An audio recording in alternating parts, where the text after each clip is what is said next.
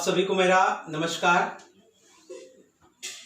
विज्ञान विषय की अवधारणाओं को समझाने के लिए सहायक शिक्षण सामग्री की आवश्यकता होती है और निश्चित रूप से सहायक शिक्षण सामग्री बहुत महत्वपूर्ण भूमिका अदा करता है।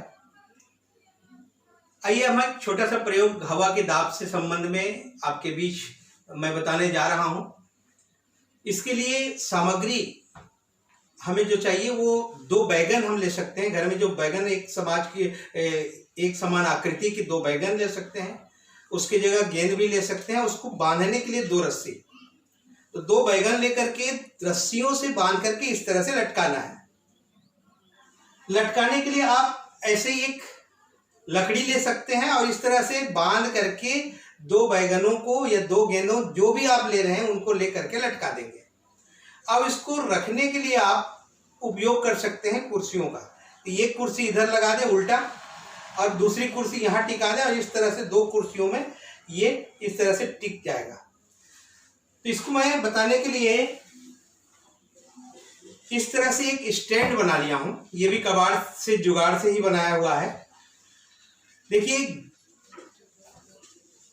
ये जो गेंद की जगह मैंने लिया है, प्रयोग किया है, ये अमरूद का फल है। जो घर में अमरूद के जो पेड़ है वहां पर ये फल सूखे हुए थे गर्मी के दिन में, उसको मैंने इस तरह से ले लिया है। इसमें ये बांधने के लिए भी व्यवस्था है। अब इसको इस तरह से 2 रस्सियों से मैंने बांध लिया है और बांध करके इस तरह से लटका दिया है। ध्यान आपको ये रखना है कि यहाँ पर ये दोनों जो गेंद ले रहे हैं उनके बीच की दूरी 1 या 2 इंच आपको रखनी है, बहुत ज्यादा उसकी दूरी नहीं रखनी। अब यहाँ पर ये प्रयोग के लिए तैयार हो गया। अब करना क्या है हमें, ये देख लें। ये 2 गेंदों के बीच जो खाली स्थान है वहां पे मैं जोर से फूंकूंगा। अब फूंकने के बाद क्या होगा ये अनुमान लगाना है कि ये दोनों गेंदें फूंकने से ऐसे दूर जाएंगी या पास आएंगी या फिर ज्यों का त्यों रहेंगी। आपको भी अंदाज लगाना है, आप अनुमान लगाइए कि ये जो है जोर से यदि फूंका जाए तो क्या होगा। तो आइए करके देखते हैं। मैं इन दोनों गेंदों के बीच जोर से फूंकता हूं। यहां पे आप ध्यान से देखिएगा इन गेंदों की स्थितियों को।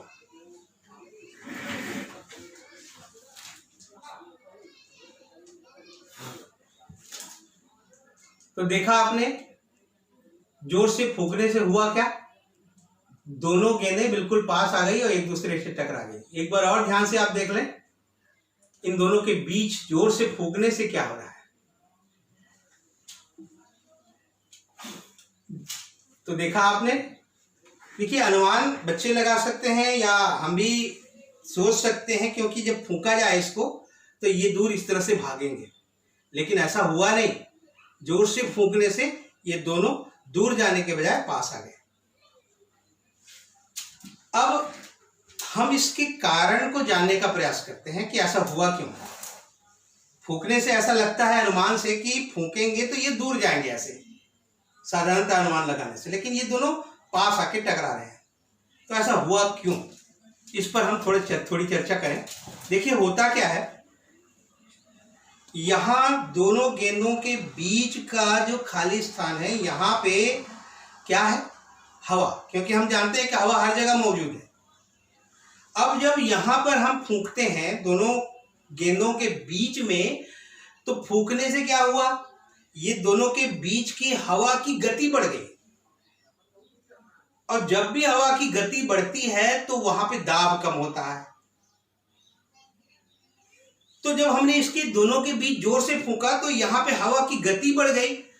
अब हवा की गति बढ़ने के कारण दबाव बहुत कम हो गया, और जो ही दाब कम हुआ तो इधर जो वायुमंडलीय दाब के दबाव की वजह से ये गेंद जो है इधर दबाव कम हो गया, तो ये इस तरह से आके टकरा गए। मतलब ये गेंद अधिक दबाव से कम दबाव की ओर चले गए। तो कहने का आशय, इस प्रयोग को बताने का आशय यह है कि हवा को यदि गति प्रदान किया जाए तो बर्नौली की खोज के अनुसार वहां पे दाब कम हो जाता है, और जो ही ये बर्नौली की खोज के अनुसार दाब कम हुआ तो इधर अधिक दाब होने के कारण दाब ये गेंद आसपास आकर टकराए।